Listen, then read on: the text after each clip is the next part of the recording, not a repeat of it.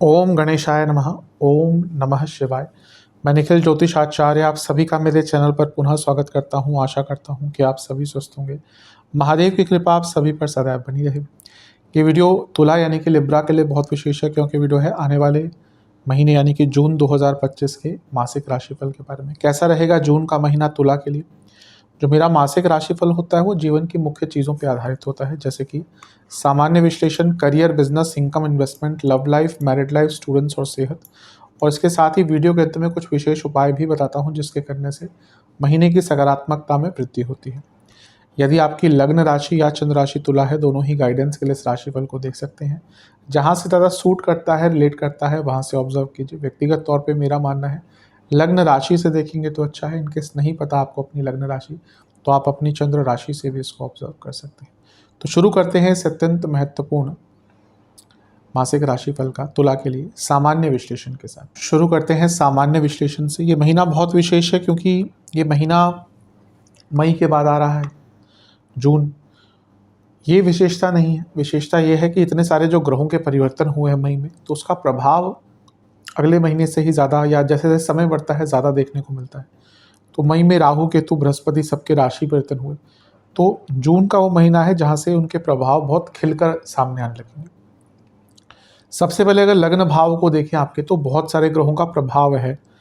राहु की दृष्टि है, गुरु की दृष्टि है, मंगल की दृष्टि 7 तारीख तक है, और 31 मई को शुक्र का गोचर भी हो चुका होगा। तो जून से उनका प्रभाव भी मेष से ही आएगा, तो उनकी दृष्टि भी है।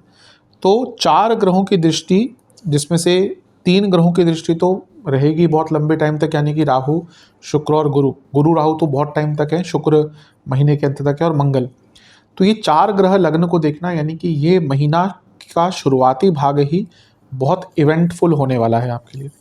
गुरु और राहु के कारण जहाँ वृद्धि मिलेगी, सौभाग्य प्राप्त होगा, बढ़ने का मौका मिलेगा, वहीं मंगल जो भी बहुत टाइम बाद राशि परिवर्तन करने वाले हैं, और धनेश भी हैं, सप्तमेश भी हैं।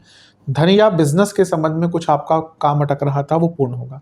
और इससे अच्छा आपको क्या चाहिए कि आपके लग्नेश ही सप्तम भाव में आकर बैठकर लग्न को देखेंगे, यानी कि अपनी ही राशि को देखेंगे। तो ये पूरा ही महीना जो है आपके लिए बहुत बहुत ज़्यादा सकारात्मक है, बहुत ज़्यादा ऊर्जात्मक है, और बहुत ज़्यादा प्रैक्टिकल है, प्रोडक्टिव है।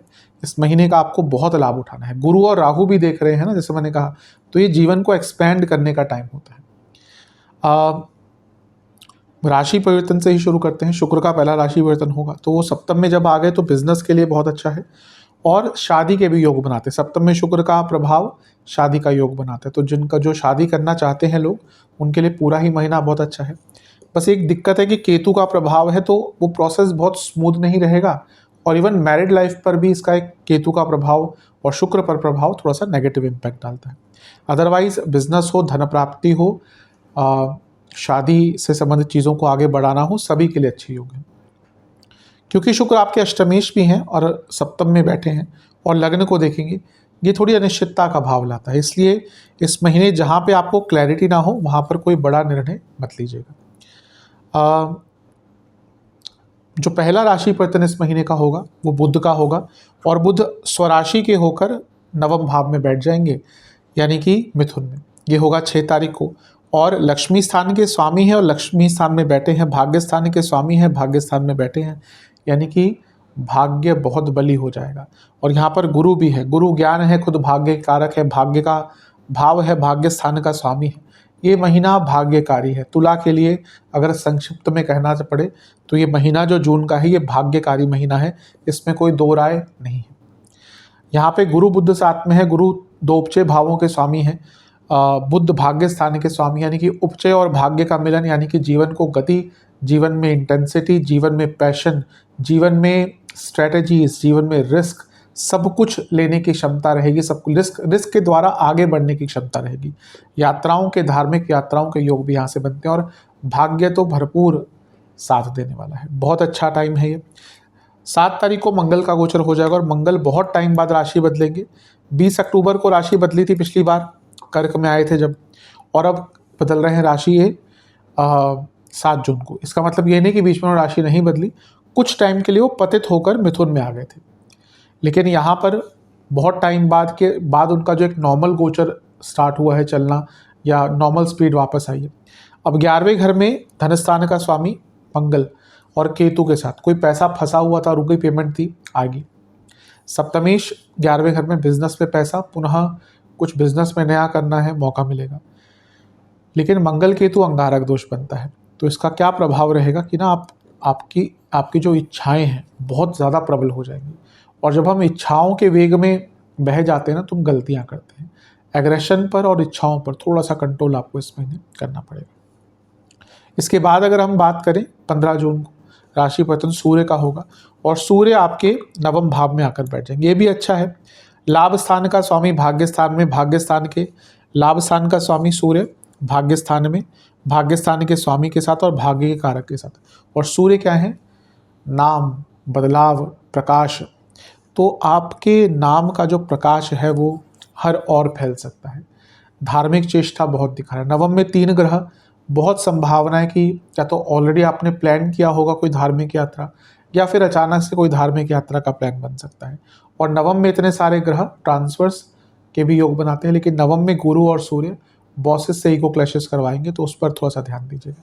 इतने सारे ग्रह जब तीसरे घर को देखेंगे, तो अपनी जो खुद की चेष्टा होती है बदलाव करने की, वो भी व्यक्ति के अंदर बहुत अच्छी होती है, बहुत ज़्यादा होती है। तो मेरे हिसाब से समय आपका बहुत अच्छा है, इसका जितना लाभ उठा सकते हैं उतना कम है। इसके बाद गोचर होगा 22 जून को पुनः बुध का, और बुध फिर से आपके गोचर करके 10वें भाव में आ जाएंगे। फिर से मतलब कि बहुत जल्दी राशि परिवर्तन कर रहे हैं, बल्कि वो नॉर्मल उनकी स्थिति है, क्योंकि वो नवमेश हैं और 10वें भाव में आ गए, तो एक कर्म धर्माधिपति योग बना रहा है, करियर के लिए अच्छा है। और क्योंकि 12वें घर के स्वामी हैं, अच्छा 10वें से 12वें और लग्न से 12वें के स्वामी, ये बुध का जो गोचर है जॉब चेंज के लिए बहुत अच्छा होगा। लेकिन बॉसेस से प्रॉब्लम थोड़ी चलती रहेगी, उस पर ध्यान दीजिएगा।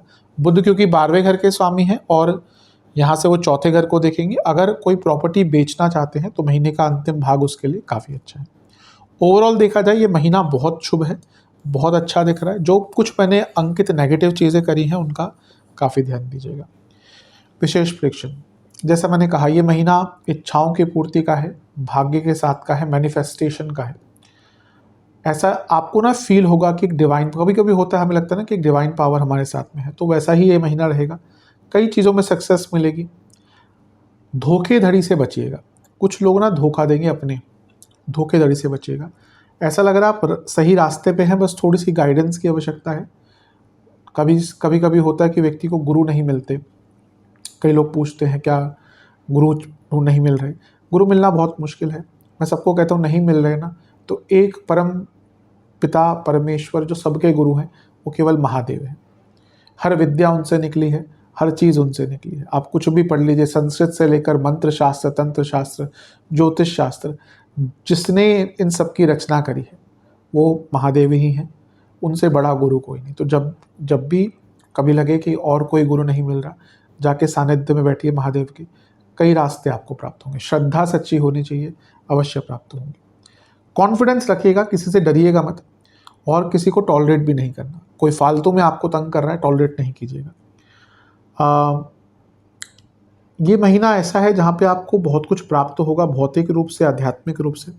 और सबसे बड़ी बात है, उस ऊर्जा को आपको यूज़ करना पड़ेगा। कम बोलिएगा, इस महीने जितना कम बोलेंगे उतना आपके लिए अच्छा रहेगा। लेकिन ये कह सकते हैं कि महीना बहुत इम्पॉर्टेंट है आपके लिए। कुछ चीज़ें जिनसे बहुत बचना, जैसे मैंने थोड़ी देर पहले अंकित किया, किसी पर ज़्यादा भरोसा नहीं करना। ट्रस्ट करेंगे, धोखा मिलेगा। ज़्यादा रिबेलियस नहीं होना, अपने कार्यों को अधूरा नहीं छोड़ना, और अपने ऊपर ट्रस्ट बढ़ाना है। इन सारी ही चीज़ों पर आपको बहुत काम करना है। महीना ओवरऑल देखा जाए आपका शुभता की ही तरफ लेके जाएगा। चलते हैं जॉब की तरफ। जहाँ तक जॉब की बात है, महीना वैसे अच्छा है। छठे घर में शनि आए हैं, करियर का एक भाव होता है 2, 6, 10। छठा भाव बहुत डायरेक्टली रिलेट करता है आपकी जॉब से। 10वां भाव भी, छठा भाव भी, दूसरा भाव भी, दोनों के अलग अलग, तीनों के अलग अलग मायने हैं। अच्छा, शनि छठे घर में अभी आए हैं ना, तो थोड़ा सा वर्क स्ट्रेस बढ़ेगा और बढ़ रहा होगा। ऑलरेडी आपने देखा होगा वर्क स्ट्रेस बढ़ रहा होगा। बहुत इजी परिस्थितियां नहीं रह जाती काम करने के, धीरे धीरे करके बढ़ता है स्ट्रेस, तो उसको हैंडल कीजिएगा। सबसे अच्छी बात है कि 31 मई को जो गोचर शुक्र का हुआ, तो जून से उनका प्रभाव सप्तम में है, क्योंकि वो लग्नेश हैं और आपके 10वें भाव से 10वें भाव में बैठे हैं, यानी कि प्रमोशन के भाव में। सप्तम भाव प्रमोशन का भाव होता है, तो ये अंकित कर रहा है कि आपकी प्रमोशन इस महीने हो सकती है, क्योंकि शुक्र पूरे महीने ऑलमोस्ट 29 जून तक रहेंगे। एक नेगेटिव चीज़ है कि केतु का प्रभाव है, ये थोड़ा सा ना विघ्न डालते हैं। इसमें क्या हो सकता है कि प्रमोशन आपकी हो जाए, लेकिन मनचाही नहीं होगी, कि ना जो आप एक्सपेक्ट करे थे वैसा नहीं होगा। तो इन केस अगर इस महीने में आपकी प्रमोशन की बात चलती है, या अप्रेजल्स चलते हैं, या हर ऑफिस का अलग अलग होता है, तो बहुत चांसेस हैं कि आपकी प्रमोशन हो सकती है। पर केतु के कारण वो कहते हैं ना कि वो एक दाग लग जाता है, कि भाई सब कुछ मिल गया फिर भी कुछ रह गया। तो वैसा ही है केतु का प्रभाव, यानी कि प्रमोशन होगी पर में भी मनवांछित इच्छित नहीं हो, ये एक प्रभाव यहाँ पर दिखता है।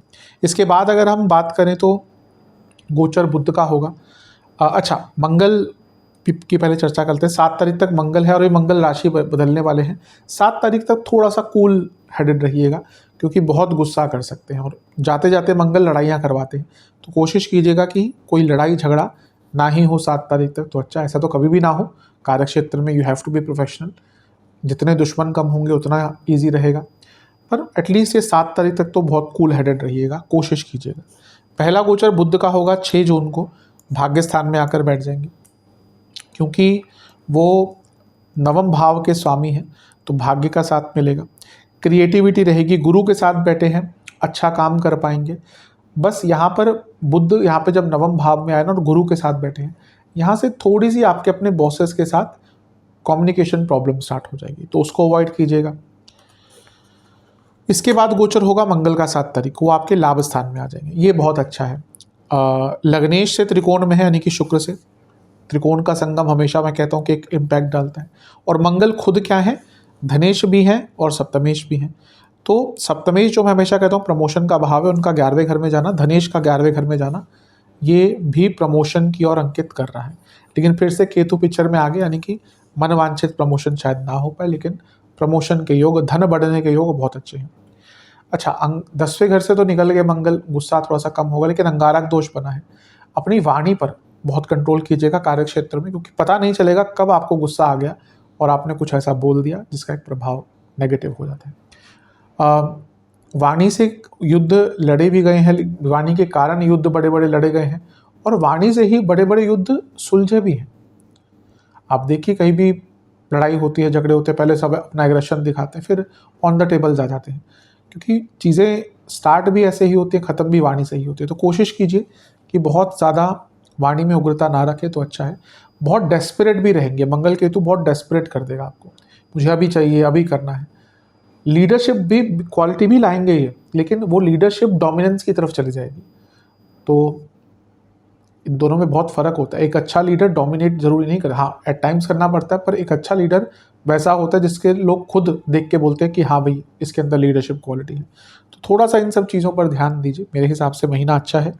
सूर्य का गोचर भी होगा, क्योंकि वो नवम में आकर बैठ गए, बुध के साथ हैं, गुरु के साथ हैं।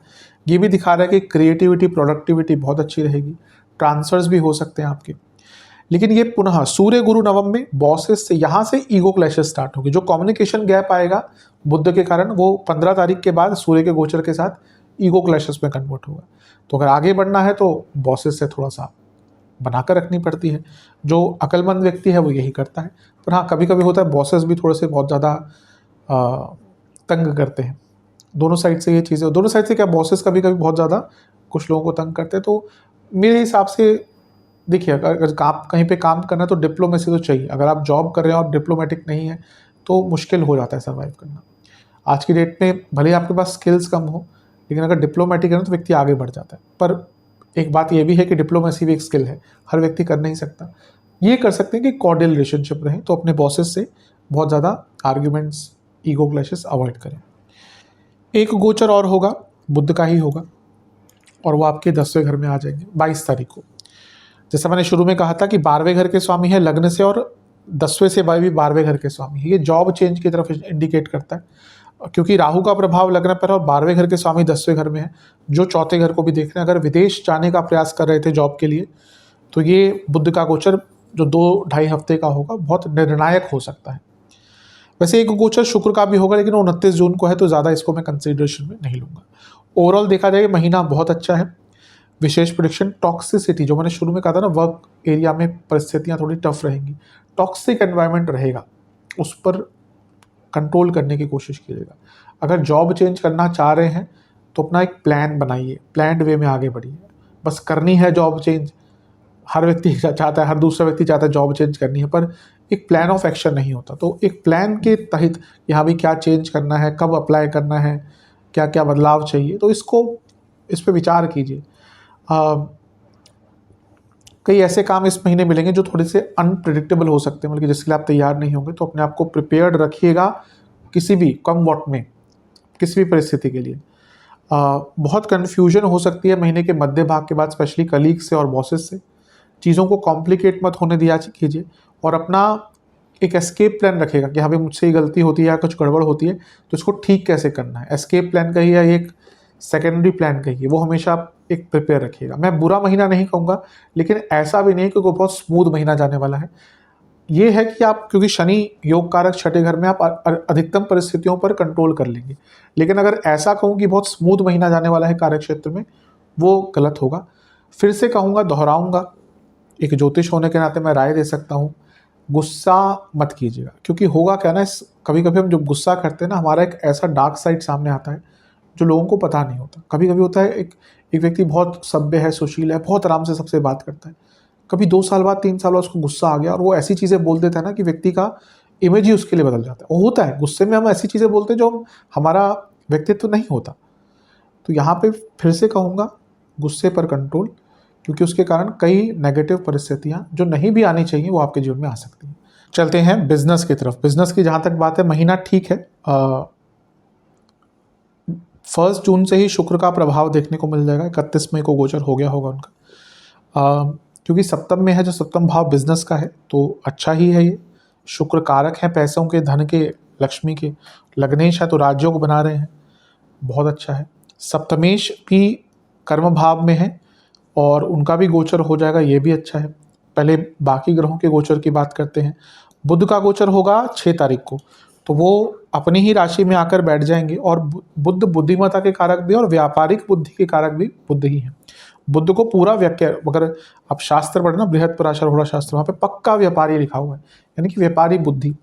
जो पूरे बिजनेस के मैनेजमेंट के कारक हैं वो गुरु हैं, कि आप भाई कितना मैनेज कर सकते हैं, अच्छा बिजनेस कर सकते हैं। पर वो जो क्षमता है ना, बौद्धिक क्षमता, व्यापारी बुद्धि, एकदम इसकी व्यापारी बुद्धि है, वो बुद्ध है। तो क्योंकि उनकी स्थिति अच्छी हो गई और 7वें से तीसरे में बैठ गए जाकर, यानी कि ये अपने आप में अंकित कर रहा है कि बिजनेस आगे बढ़ेगा, आइडियाज आएंगे, प्रोडक्टिविटी रहेगी, बहुत शुभ है। बस ध्यान क्या देना है कि 15 तारीख तक सप्तम भाव पापकर्तरी में है और शनि सूर्य से। लीगल कॉम्प्लिकेशंस, उल्टा सीधा कुछ आपने ऑलरेडी करके रखा है, कुछ गड़बड़ करके रखी है टैक्स बचाने के चक्कर में, ये सारी प्रॉब्लम्स आ सकती हैं। इनसे अपने आप को बचा कर रखना है। बुध के बाद 7 तारीख को मंगल का गोचर होगा। सप्तमेश होने के नाते जब वो 11वें घर में जाएंगे, लाभ स्थान में, तो पैसा ही बढ़ेगा, इसमें कोई दो राय नहीं है, धन बढ़ेगा। लेकिन केतु के साथ है मशीनरी पे खर्चा, मैन पावर के कारण प्रॉब्लम, रॉ मटेरियल अगर आपका आता है तो उसके कारण दिक्कत हो सकती है और खर्चे थोड़े से बढ़ सकते हैं। तो यहाँ पे एक प्रकार से डुअल प्रभाव दे रहे हैं। लेकिन मंगल क्योंकि सप्तमेश होने के नाते धन स्थान को भी देखेंगे, जो उनकी खुद की राशि है, ये साफ अंकित कर रही है चीज़ की बहुत ज़्यादा धन का लाभ यहाँ पे हो सकता है। इसके बाद सूर्य का गोचर होगा और सूर्य भी तीसरे घर में आ जाएंगे, सप्तम से, लग्न से नवम, सप्तम से तीसरे।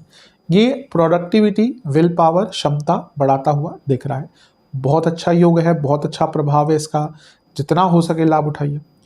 महीने के अंत में जाते जाते 22 तारीख को बुध का गोचर भी हो जाएगा, और क्योंकि वो भाग्येश हैं और सप्तम से केंद्र में आकर बैठ जाएंगे, तो एक गति प्रदान होगी बिजनेस को। और अगर फैमिली बिजनेस करते हैं, कोई प्रॉब्लम, कोई कॉम्प्लिकेशंस आ रहे हैं, उनसे भी निकलने का मौका मिलेगा। तो बिजनेस के लिए देखा जाए ओवरऑल महीना काफ़ी श्रेष्ठ है। खर्चे थोड़े बढ़ेंगे, कोई मशीनरी बहुत पुरानी हो गई थी ना, जिसको आप बस धक्के मार मार के चलाए जा रहे थे कि भाई अगले महीने देख लेंगे, यही वो महीना है, इसके बाद अगला महीना नहीं आएगा। यानी कि अगर बहुत कोई ख़राब इक्विपमेंट है, मशीनरी, उसको बदल दीजिए, अदरवाइज तंग करेगी, आगे चलकर उससे चले ही ना। कुछ पुरानी गलतियां सामने आएंगी इस महीने, जो आप शॉर्टकट्स लिए थे ना आपने, वो इस महीने थोड़ा सा तंग करेंगे। विशेष प्रेडिक्शंस, अपने बिजनेस की एक इंडिविजुअल अप्रोच रखिए और ज्ञान प्राप्त कीजिए अपने बिजनेस के बारे में। लीडरशिप बन के उभरने की आवश्यकता है। अपने दुश्मनों को स्ट्रांगली टैकल कीजिए, लाइटली नहीं। अगर आपका बिजनेस ऐसा है जिसमें कॉम्पिटिटर्स हैं और आप चीज़ों को बहुत लाइटली ले रहे हैं, ये आपकी गलती है। माइंड कई बार रेस्टलेस रहेगा, लेकिन वो रेस्टलेस ऊर्जा भी आप उपयोग कर सकते हैं। मेरे हिसाब से धन अवश्य आएगा इस महीने, लेकिन खर्चों पर कंट्रोल और अपने मेंटल स्टेट पर भी कंट्रोल करना है। कभी कभी थोड़ी नकारात्मक सोच हो सकती है, उससे अपने आप को निकालना है। ओवरऑल देखा जाए, ये महीना आपका बिजनेस के दृष्टिकोण से बहुत अच्छा है। चलते हैं इनकम, इन्वेस्टमेंट, एक्सपेंसेस की तरफ। इनकम के लिए महीना अच्छा है। शुक्र का प्रभाव शुरू से ही महीने के सप्तम में आ जाएगा और वो लग्न को देखेंगे। लक्ष्मी के कारक है, लग्नेश है। मंगल भी 7 तारीख को लाभ स्थान में जाएंगे, वो धनेश हैं और धन स्थान के स्वामी जब भी लाभ स्थान में आते पैसा बढ़ता ही है। तो धन के दृष्टिकोण से बहुत अच्छा है। बस ये है कि मंगल भी केतु के प्रभाव में रहेंगे और शुक्र भी केतु के प्रभाव में रहेंगे, तो गति जो है धन प्राप्ति की थोड़ी सी बाधित रहेगी। इन्वेस्टमेंट के लिए शुरुआती 10 दिन बहुत अच्छे हैं, बीच के 10 दिन बहुत अच्छे हैं, अंतिम 10 दिन बिल्कुल अच्छे नहीं हैं। अंतिम 10 दिन में बिल्कुल रिस्क ना लें। खर्चों की जहाँ तक बात है, इस महीने का जो शुरुआती भाग है वहाँ पर अचानक से बड़े खर्चे होंगे। सरकारी कार्यों पे खर्चे होंगे, कोई लीगल केस चल रहा था उस पर बहुत खर्चे हो सकते हैं, अदालत, वकील, इन सब पर बहुत खर्चा होगा। यात्राओं पर बहुत खर्चे होंगे इस महीने। अचानक से कई यात्राएं करनी पड़ेंगी और जब अनप्लैन्ड यात्राएं होती हैं तो खर्चे भी उसमें बढ़ते हैं। कपड़ों पर बहुत खर्चे होंगे। ऐसा लग रहा है घर में छोटी छोटी बहुत मरम्मत करानी पड़ेगी, उस पर खर्चा होगा। घर में अगर आपके पेट्स हैं उन पर बहुत खर्चा होगा। और दवाइयों पर, हॉस्पिटल्स पर महीने के अंत की तरफ बड़ा खर्चा होता हुआ दिख रहा है। चलते हैं लव एंड रिलेशनशिप की तरफ। नो कॉन्टैक्ट सिचुएशन से स्टार्ट करेंगे। चांसेस नहीं है, ना के बराबर ही है, बिल्कुल चांसेस नहीं। जहाँ तक जो लोग रिलेशनशिप में आना चाहते हैं उनके लिए भी देखिए, मैं कहूँगा कि बहुत चांसेस नहीं है। मैं कहूँगा कि जो 15 तारीख तक का समय है फिर भी ठीक है, उसके बाद चांसेस नहीं बन जाते। जहाँ तक जो लोग रिलेशनशिप में ऑलरेडी, एक अच्छी चीज़ ये है कि शुक्र सप्तम में आ गए, तो जो लोग रिलेशनशिप से शादी की तरफ बढ़ना चाहते हैं उनके लिए अच्छा है, पर ईजी नहीं रहेगा महीना। पंचम में राहु ऑलरेडी आ चुके हैं जो ट्रस्ट इश्यूज क्रिएट करते हैं। राहु केतु एक्सेस में पंचम भाव आ चुका है। कारक को देखेंगे केतु, ये भी अच्छा नहीं है। और जो पंचमेश हैं शुक्र शनि, वो भी छठे भाव में है। तो ये महीना शुरुआत से ही दिख रहा है कि प्रॉब्लम्स लेके आएगा। प्रॉब्लम मई से ही शुरू हो गई होगी, बल्कि मैं कहूँगा मार्च से ही आर्ग्यूमेंट से लेकर कई प्रकार के डिफरेंसेस आ गए होंगे। पहला गोचर जो होगा महीने का बुध का होगा, ठीक ठाक है, ऐसा कोई बुरा प्रभाव नहीं होगा इसका। मंगल के दिखे अगर देखें तो 7 तारीख को गोचर करेंगे। उससे पहले भी वो पंचम को देख रहे थे अष्टम दृष्टि से, फिर मंगल का गोचर हो जाएगा 7 तारीख को, तो ये और भी खतरनाक एक गोचर होगा। क्यों? क्योंकि राहु केतु एक्सेस तो थी ही पंचम पर, प्रभाव डालती, लेकिन यहाँ पे मंगल का प्रभाव आ गया, अंगारक दोष बन गया और पंचम को देख रहे हैं। यानी कि बहुत बड़े लड़ाई झगड़े 7 मई के बाद होंगे। जितना हो सके इन पर कंट्रोल करने की कोशिश कीजिए। ये महीना ऐसा है जहाँ पर बेफालतू के झगड़े होंगे, बिना बात के झगड़े होंगे, और 7 तारीख के बाद उनको कंट्रोल करना बहुत मुश्किल हो जाएगा। सूर्य का गोचर भी होगा और सूर्य भी पंचम से पंचम में आकर बैठ जाएंगे, जो ईगो क्लैशेस भी दिखाते हैं, मतभेद भी दिखाते हैं, कॉम्प्लेक्स के इश्यूज भी दिखाते हैं, सुपीरियरिटी कॉम्प्लेक्स, इन्फीरियरिटी कॉम्प्लेक्स। और राहु क्योंकि बहुत लंबे टाइम तक पंचम में रहने वाले हैं, तो बस कन्फ्यूजन ही कन्फ्यूजन क्रिएट करेंगे। तो लव लाइफ के लिए बहुत ईजी महीना नहीं रहेगा। विशेष प्रेडिक्शन, अपने पार्टनर को समझने का प्रयास कीजिए, थोड़ा नयापन लाइए, क्रिएटिविटी लाइए, धोखा मत दीजिएगा, चीज़ों को छुपाइएगा मत। ये महीना ना ऐसा है कि कुछ चोरी चीज़ें आपने छुपा के रखी थी ना, किसी भी प्रकार की हो, वो सामने आएंगी। बहुत संभावना है, बहुत संभावना। प्रयास करेंगे, प्रयत्न करेंगे चीज़ों को ठीक करने की, तो अवश्य हो सकती है, ऐसा नहीं कहूँगा नहीं होंगी। लेकिन ये महीना ऐसा नहीं है कि बहुत ईजीली आपका चले जाएगा। आप बहुत एफर्ट्स डालेंगे तब जाकर थोड़ा सा एक प्रभाव दिखेगा। मतलब कि एक कठिन महीना है रिलेशनशिप के लिए। एक इंडिविजुअल की तरह सोच के नहीं, लेकिन एक टीम की तरह अगर सोच के अपने आप को आगे बढ़ाएंगे रिलेशनशिप में, तो ज़्यादा अच्छा रहेगा। थोड़ा सा कठिन महीना है। चलते हैं वैवाहिक जीवन की तरफ। और वैवाहिक जीवन के लिए देखिए बहुत अच्छा महीना नहीं है। हाँ, शुक्र सप्तम में है, ये विवाह का योग बनाता है, but quality of married life and और विवाह का योग, इसमें ज़मीन आसमान का फर्क है। अच्छा, शुक्र सप्तम में है, थोड़ी इंटीमेसी वगैरह जागती है, लेकिन केतु, केतु भी सप्तम को देखेंगे। सप्तम पाप कर्तरी में है 15 तारीख तक। और जो सप्तमेश की स्थिति है वो भी मंगल दो जो है वो 7 तारीख को अंगारक दोष बना रहे हैं। तो ये सारी ही स्थितियां मैरिड लाइफ के लिए कोई बहुत ज़्यादा अनुकूल नहीं है, कोई बहुत ज़्यादा शुभ नहीं है। शुक्र का गोचर तो शुरू में ही हो जाएगा, थोड़ी सी वहाँ से सकारात्मकता रहेगी। बुध का गोचर 6 तारीख को होगा, ये भी ठीक ठाक है, कोई बहुत बुरा प्रभाव नहीं डालेगा। 7 तारीख को जो मंगल का गोचर होगा यहाँ से तकलीफें आएंगी। मंगल एक तो सप्तमेश है, ठीक है, पहली चीज़ वो राहु केतु एक्सेस में फंस गए, ये कन्फ्यूजन क्रिएट करती है। दूसरी चीज़ अंगारक दोष, बहुत लड़ाई झगड़े होंगे 7 तारीख के बाद से और अनकंट्रोलेबल होंगे। और इसके बाद सूर्य का गोचर भी होगा, और सूर्य का गोचर होगा 15 तारीख को, ये भी ईगो क्लैशेस और यहाँ से इन लॉस का इन्वॉल्वमेंट हो जाएगा। तो बहुत केयरफुल रहेगा धन को लेकर, पावर को लेकर, कौन ज़्यादा बेटर है, कौन ज़्यादा कमाता है या कमाती है अगर दोनों ही काम करते हैं, या फिर कौन ज़्यादा इम्पॉर्टेंट है घर में, इस प्रकार की चीज़ें बहुत रहेंगी। और शुक्र का कभी कभी सप्तम में आना, बीइंग अष्टमेश, वैसे नहीं, खैर कभी कभी शुक्र अगर राहु के प्रभाव में हो, कुछ पर्टिकुलर राशियों में हो, तो हम कहते हैं एक्स्ट्रा मैरिटल होता है, नवांश कुंडली में बहुत क्लैरिटी आ जाती है। लेकिन अष्टमेश होने के नाते शुक्र ये एक्स्ट्रा मैरिटल अफेयर्स भी दिखाता है, तो मैरिड लाइफ के लिए बहुत अच्छा नहीं है। क्या क्या प्रभाव रहेगा इस महीने, या स्पेशल प्रेडिक्शन, टाइमिंग पर बहुत ध्यान दीजिएगा, कब क्या बोल रहे हैं इस पर।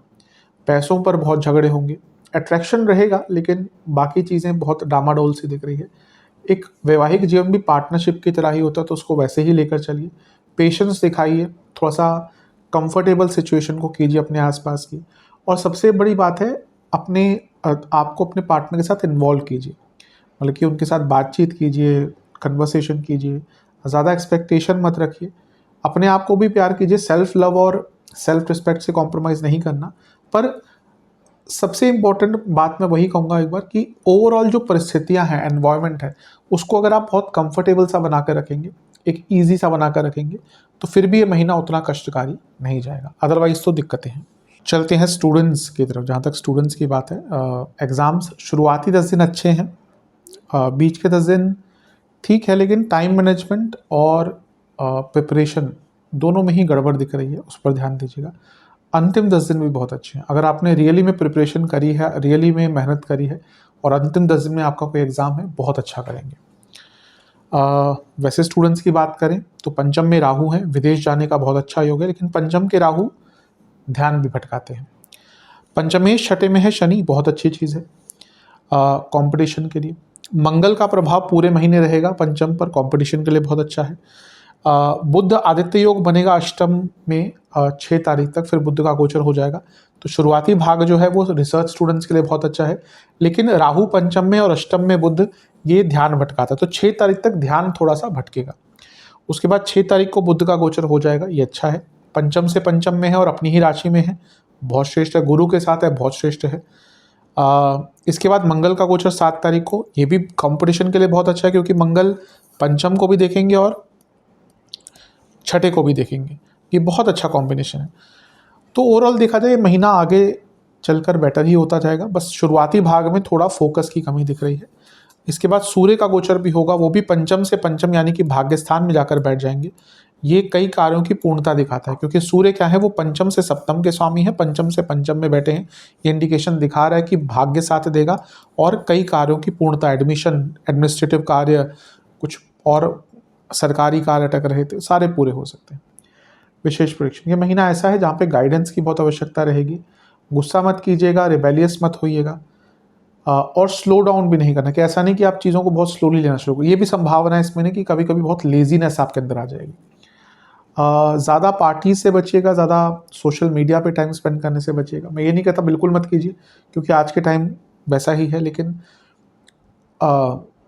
हर चीज़ की लिमिट पता होनी चाहिए, स्पेशली स्टूडेंट्स को। आप एक बार सक्सेसफुल हो जाइए, फिर जो भी करिए, लेकिन एज अ स्टूडेंट आपके टाइम, एक एक मिनट की, एक एक घंटे की बहुत वैल्यू होती है, क्योंकि वो घंटा जो निकल गया, वो जो मिनट निकल गया, वो वापस नहीं आए। और स्टूडेंट्स के लिए मैं हमेशा कहता हूँ बहुत कम टाइम होता है जहाँ पे उनको, अगर आप एज अ स्टूडेंट अच्छा कर लेते हैं तो आगे चीज़ें, सबके लिए नहीं कहूँगा लेकिन ईजी हो जाती है। कभी अच्छे ही स्टूडेंट है, अच्छा मार्क्स आए, अच्छी प्लेसमेंट हो गई, तो एक ईजी स्टार्ट, ऐसा नहीं कि जिनकी नहीं हुई वो आगे चलकर सक्सेसफुल नहीं होते, लेकिन एक स्टार्ट ईजी अच्छी मिल जाती है। तो कोशिश कीजिए चीज़ों को समझने की और एक मैच्योरिटी लाने की कोशिश कीजिए। महीना बुरा तो नहीं है, ये कह सकते हैं।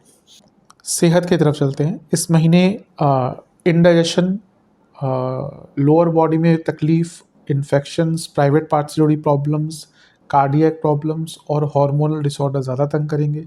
शुरुआती 10 दिन में बीपी, डायबिटीज़ जिनको है बहुत ध्यान दें। बॉडी में हीट बहुत रहेगी, पित्त बहुत बढ़ेगा और एंग्जाइटी। बीच के 10 दिन कफ रोग, वाटर रिटेंशन, नसों के रोग, सर के रोग और एंग्जाइटी फिर से रहेगी। अंतिम 10 दिन में आँखों के रोग, नसों के रोग, इन्फेक्शंस, हार्मोनल इश्यूज और स्पाइन से जुड़ी कोई प्रॉब्लम, हड्डियों से जुड़ी प्रॉब्लम तंग कर सकती है। उपाय की बात करते हैं।